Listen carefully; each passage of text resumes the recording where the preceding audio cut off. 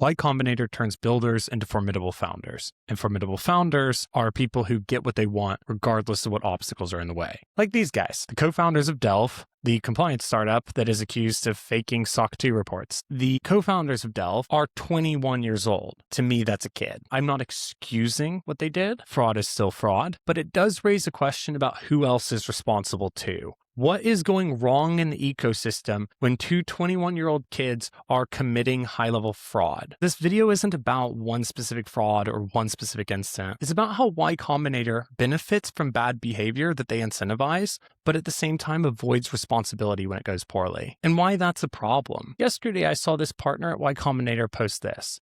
2 years ago, good YC demo day target was 150K of annualized revenue. Today, the lowest target that they have is 800K, and most are aiming for 1 to 2 million. Now understand, Y Combinator is a 12-week program. So what he's saying here is these startups should, at the end of that 12-week program, aim to be at 800,000 plus annualized revenue. I imagine there's some funny business going on with what he means by annualized revenue. Is that annual recurring revenue, or is that like you signed one 75K deal and you multiply it by 12? I don't know what he means exactly. Before you say, well, that's really easy because they'll just sell to each other, he has a different post where he says, no, actually all the revenue comes from non-YC companies. Believe him, don't believe him, I don't really care. Well, I posted this. If you're a company attempting to scale from roughly $0 to $1 million plus in annual recurring revenue in 12 weeks, you're a massive supply chain risk, and most organizations should avoid you. I want to defend this statement. For those of you who aren't deep in the startup world, getting to 1 million plus ARR is hard. I don't care what you read online, it is hard, especially if you're doing it through annual contracts. If you get to over 1 million ARR, I want to congratulate you for that. Doing it in 12 weeks is kind of crazy. I'm sure someone's done it. It's definitely not normal though. Not if we're talking about serious annual recurring revenue here. If you scale this quickly, you're missing out on a lot of pieces in the growth journey.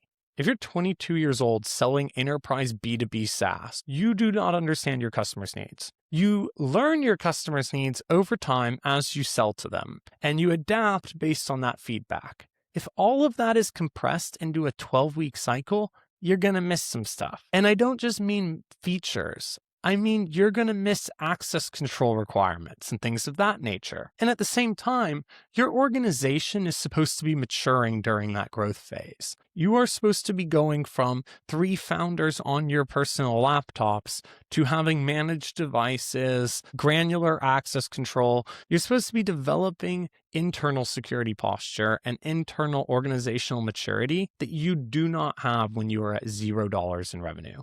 And I know not all YC companies are at $0 in revenue, but very few are coming in above 500,000. They all have a lot of learning to do on this phase. If your goal is to scale that quickly, I'm going to stay back. To me as an enterprise, that's not where I want to be playing. And that's the point I'm trying to make here. Go fast, achieve fast growth, that's fine. But maybe for companies that are trying to not get breached, you need to cool it. I'd also be worried with these companies about just straight up scams. They'll claim they're doing one thing and they're doing something else. Remember, these founders are formidable, and that is what is encouraged. So there's a real reason to be a little cautious here. Now, Tom never responded to my initial point, which is fine. He doesn't have to. But he did respond to this. In a previous thread, some YC founder basically said to me, actually, that's easy. It's just $100,000 contracts. Like, that you don't know what you're doing, okay? $100,000 contracts is a very hard way to get to 1 million ARR. It's very hard to sign 100K deals all in a 12-week span. Sales cycles are usually longer than that. Maybe just budgeting gets moved. There's so many things that can go wrong in a 100K deal that maybe you can't close during your 12-week YC program. It's not my main point. If you want to believe all you want. It seems unlikely. At which point Tom responds, skill issue. And this is where I have a problem, because he's creating this narrative that actually successful founders, they'd achieve this. If you don't achieve 1 million ARR in 12 weeks, skill issue. That's on you. You're not talented. Of course, I hit back and basically said, yeah, I'll concede it's easier to go that fast if you fake your SOC 2 audits. And there are plenty of Y Combinator startups that did. Here is a short list of Delve customers that are Y Combinator companies: Agent Mail, Origami, Altrina, Inara, Rocketeer, Kinley, Morph, Automat, Autosana. I don't even know who this is. Axel, B12, S2.dev, Bootloop, Browser Use. I think you get the point. Notice most of those names start with A and B. It's because that's as far down the list as I got. Y Combinator companies. Big fan of Delve. And this makes sense because what is SOC 2 compliance other than an obstacle that's in the way of a founder? This is Gary Tan, the president of YC, explaining that Delve is now a top YC startup. Notice the quote here: "You can do a lot in 2 years." This is something the YC partners have to not only believe, but they have to get others to believe, that you can achieve so many great things in such a short period of time. And that if you're not doing that, you're not trying hard enough, you're not smart enough, you're not achieving enough, whatever it may be. You have to believe in this miraculous world of what's possible. One YC founder, who I'm not going to name because I think he's a kid, said to me, "I learned from YC that you need to set big targets." That was also a poster in my elementary school: shoot for the moon, even if you miss, you land among the stars. It's not really insightful by any means, but like, okay, whatever, do your thing. But let's not let that hide the nefarious aspects to this. Let's go back to this skill issue point. If you are a 20-year-old, like the two Delve founders were, who has probably done very well in school and probably is very ambitious, and then you try your hand at a startup and you find that you cannot scale to 1 million plus ARR in the matter of 12 weeks. And then you read this, a partner of YC saying that that means you have a skill issue. You can see why a 20-year-old's undeveloped brain might go like, oh, everyone else is hitting these really great milestones, but me, I don't want to be a failure. And that might lead them to cutting corners. It might lead them to telling small lies. It might lead them to telling large lies.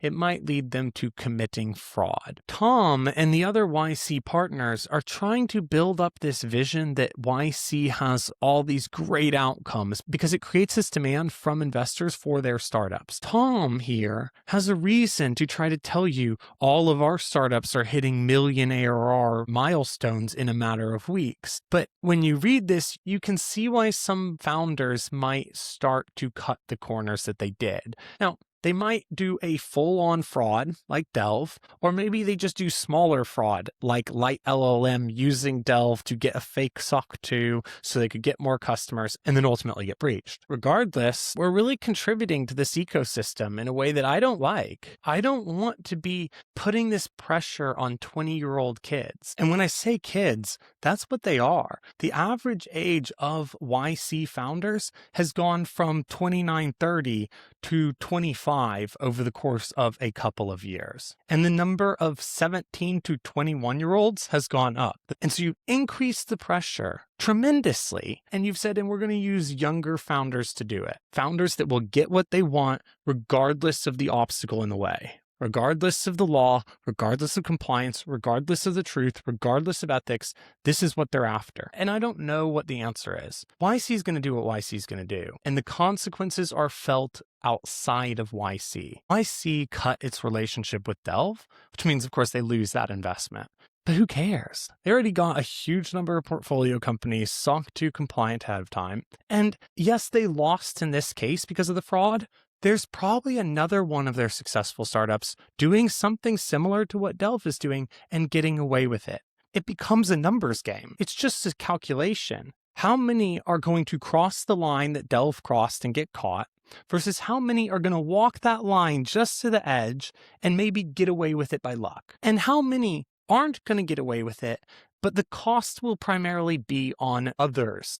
Light LLM got breached, but the consequences of that breach are on all of the companies that are using Light LLM. Of course, Light LLM's not happy, but they are externalizing some of these problems. So I go back to these two founders, who I'm not trying to infantilize and I'm not trying to excuse, but I am saying someone else is responsible for this as well. Someone else set up the environment that led to these two kids doing a really stupid thing. There were plenty of adults in the room who should have known better, and they did not say anything. So when we are looking at these lawsuits that are being brought against Delve, against Light LLM, I go like, but what about Y Combinator? Are we not going to place any blame on them? As a society, is there no accountability mechanism for what Y Combinator is pushing these kids into? And as far as I can tell, the answer is no. I think that Y Combinator gets away with it because they can step back and say, well, we were just investors. We didn't know exactly what they were doing.